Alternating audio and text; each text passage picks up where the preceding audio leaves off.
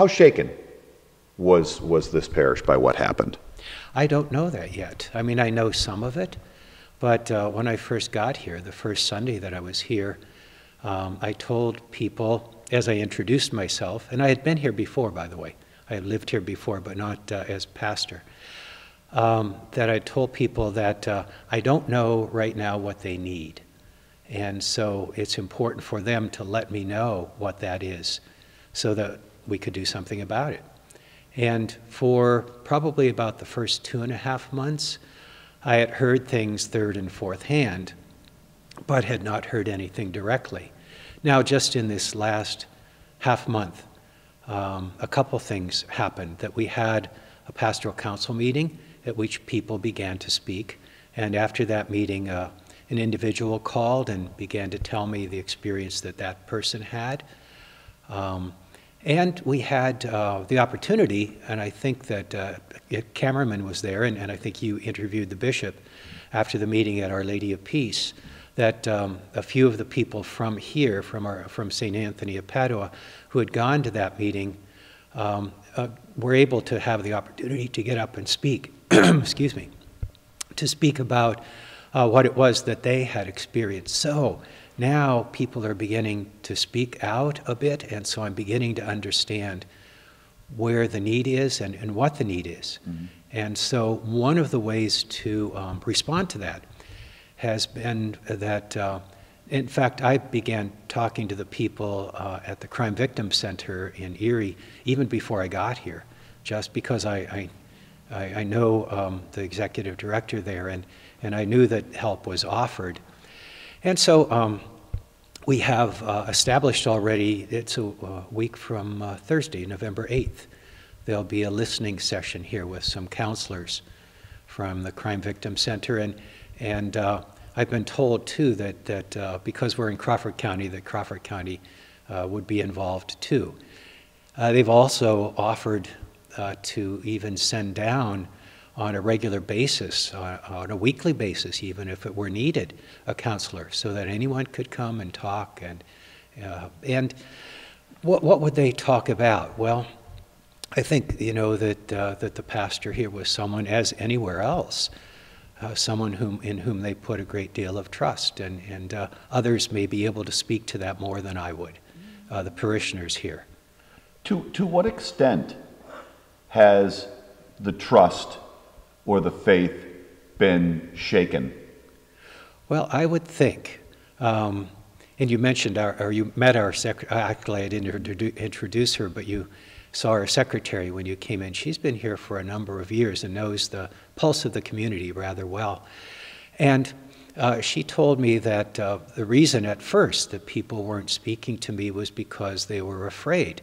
But in talking to some other priests who had been in similar situations as I am now, that especially one who had been at St. Matthew's a number of years ago, said that no, it's not a matter of people being afraid, it's a matter of not trusting. And that's responding to your question, mm-hmm. that there is, understandably, you know, there is a loss of trust. And so it's going to take a while, not just a few months, in my case, but it's going to take a while for that to be reestablished. And I think it will be. And faith shaken, I know that, and it wasn't necessarily as a result of the removal of David Paulson, but more so that there were 3 young men, I know of at least 3, who were subpoenaed by the grand jury just to see what their experience was. And I think that experience, and at least in one case, has traumatized that one. And when I say young men, they're probably late teens to early 20s. Mm-hmm. That was a difficult experience, and I know that they're having questions about the practice of their faith now. You know, I have to ask, when I assume it was the bishop came to you and said, "Guess what? We've got a job for you." What is your reaction? Initially? Yes. My reaction initially was, I'm fine where I am. I was at St. Francis Xavier in McCain, which is in isn't that far from here. And in fact, I was anticipating that that would be my last assignment before retirement. But the bishop did give me a weekend to think about it and to pray about it. And in the whole discernment process, at least as it unfolded for me, the bishop's reasons for my coming here were much better than my reasons for staying where I was. And so, I said yes. My initial reaction was, why me? I guess, in a sense. But in coming back here, and it's again just been through months, and that may seem chronologically to be a long time, but it really isn't. Just a very short time so far to get used to get into parish life, and to allow the people to come to know me as I get to know them.